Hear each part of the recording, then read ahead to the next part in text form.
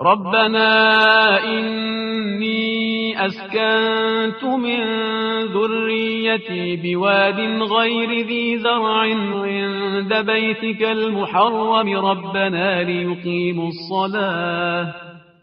ربنا ليقيموا الصلاة فاجعل أفئدة من الناس تهوي إليهم وارزقهم من الثمرات لعلهم يشكرون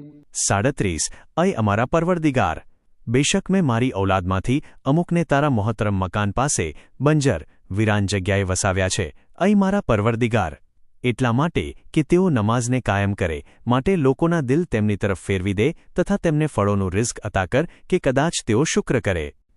તફસીર જ્યારે અલ્લાહે ઝૈફીમાં હઝરત ઇબ્રાહીમને જનાબે ઇસ્માઇલ અતા કર્યા ત્યારે અલ્લાહે તેમને હુકમ આપ્યો કે આ બાળક અને તેની માતાને મક્કામાં વસાવો ઇબ્રાહીમે અલ્લાહનો હુકમ માની લીધો અને પછી તેમની માટે દુઆ કરી રિવાયતમાં આવે છે કે ઇમામ બાકીર અલૈહિસ્સલામે ફરમાવ્યું કે અમે અહલે બૈત હઝરત ઇબ્રાહીમની બાકી રહેલી ઔલાદ છીએ જેમની તરફ લોકોના દિલો ઝૂકે છે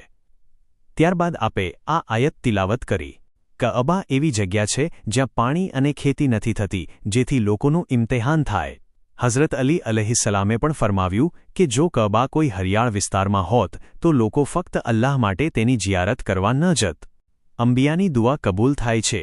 અને આપે ફળોમાંથી રોજી અતા કરના પરિણામે મક્કા એક એવું હરમ બન્યું જ્યાં દરેક પ્રકારના ફળો પહોંચે છે ઇમામ બાકીર અલૈહિસ્સલામે ફરમાવ્યું કે દુનિયાના પૂર્વ અને પશ્ચિમમાં જે પણ ફળો છે તે મક્કામાં મળી શકે છે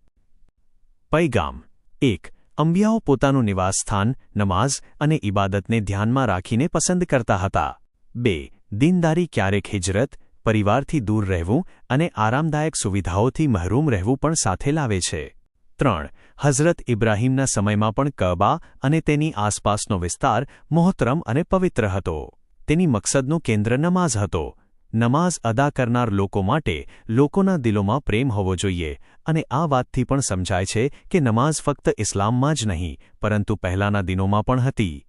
4 લોકોના દિલોમાં મોહબ્બત અને ઝુકાવ અલ્લાહના હાથમાં છે 5 દરેક માણસ અલ્લાહના વલીઓ અને ઇમામો સાથે મોહબ્બત નથી કરતા એટલે કે તેઓ લાયક નથી હોતા 6 અલ્લાહના બંદા દુન્યવી વસ્તુઓને ઊંચા હેતુ માટે ઈચ્છે છે જેમ કે રિઝ્ક અને ફળો મળે જેથી તેઓ અલ્લાહનો શુક્ર અદા કરે